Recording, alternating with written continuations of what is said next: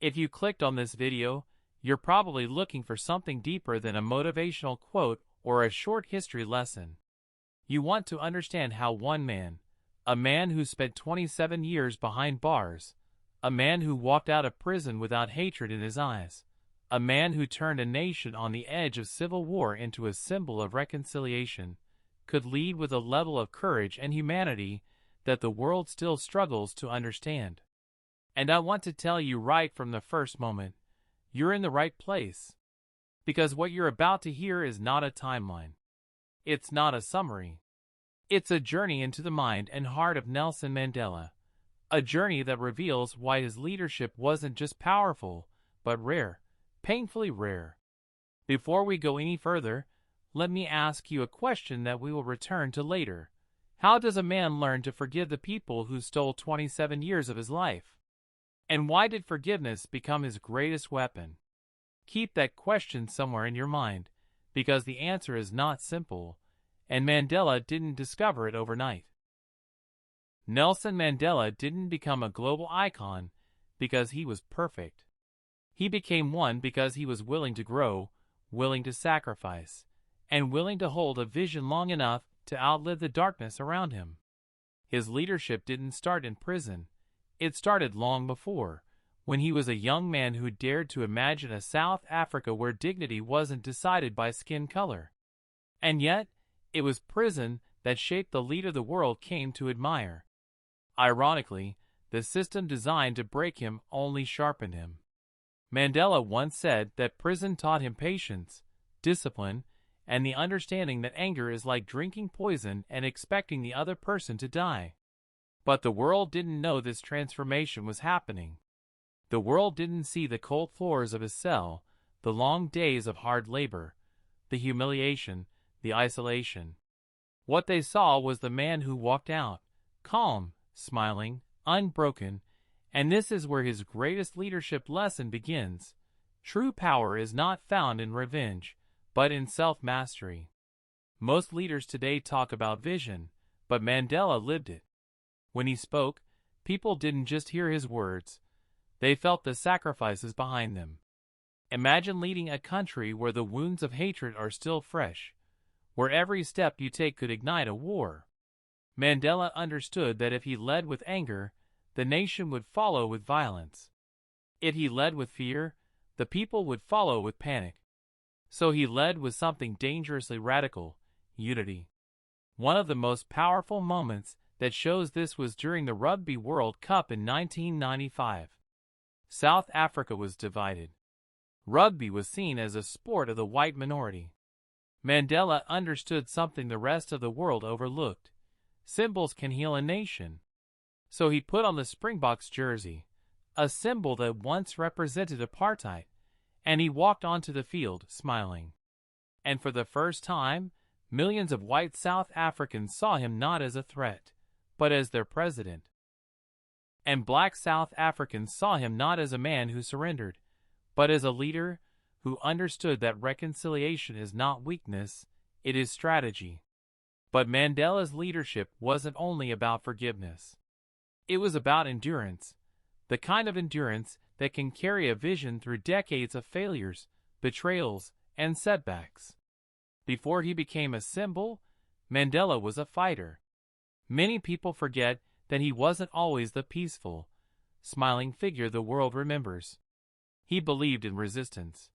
He believed in standing up when obedience meant injustice. He helped create Umkhonto we Sizwe, the armed wing of the ANC, after endless nonviolent efforts failed. But here lies one of the greatest lessons he ever taught. A leader must evolve. Mandela understood that the tools that start a revolution are not the same tools that build a nation.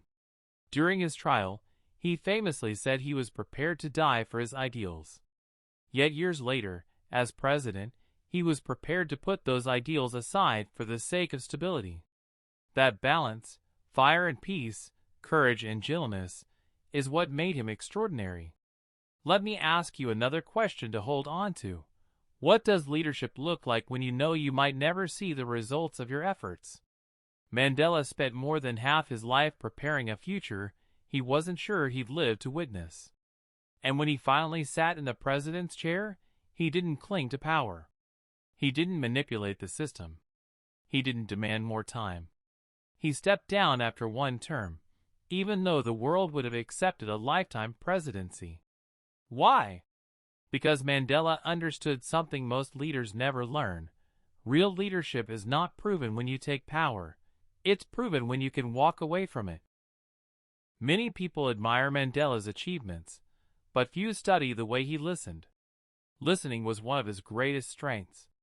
In a room full of politicians, generals, business leaders, and advisors, Mandela often spoke last. Not because he was unsure, but because he understood that when people feel heard, conflict cools, ideas expand, and trust grows. His humility wasn't a performance. It was a tactic rooted in wisdom. He once said that a leader is like a shepherd. He stays behind the flock, letting the fastest move ahead, and the others follow, not realizing that the leader is guiding from behind. And yet, Mandela was not naive. He knew some people would never change. He knew some wounds would never fully heal. But he made a choice, and this choice is another lesson the world must remember. You cannot build a future while holding on to the pain of the past. Pain can be a teacher, but it cannot be a leader. Mandela chose to let his pain become fuel, not fire. Inspiration, not destruction.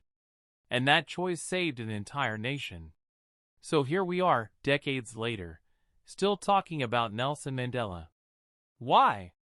Because the world keeps searching for leaders who can combine strength with compassion, who can stand firm without becoming cruel, who can unify rather than divide. Mandela proved that leadership is not a position, it is a responsibility. It is not loud, it is steady. It is not about being right, it is about doing right. Before we end, I want to return to the first open question. How did Nelson Mandela forgive the people who stole 27 years of his life? He never said his forgiveness came easily. He never pretended he forgot the pain. What he understood was this: if he couldn't free himself from the hatred in his heart, then even outside prison walls, he would remain a prisoner. Forgiveness was not a gift to his oppressors. It was freedom for himself. And that freedom gave him the clarity, courage, and calmness to lead a divided nation. And maybe that is the lesson the world needs now more than ever. If Mandela were alive today, he wouldn't tell us to be like him. He would tell us to start where we are, with what we have, and lead in the small ways that shape the big ones, in our homes, our communities, our conversations. Because leadership is not inherited. It is practiced every single day.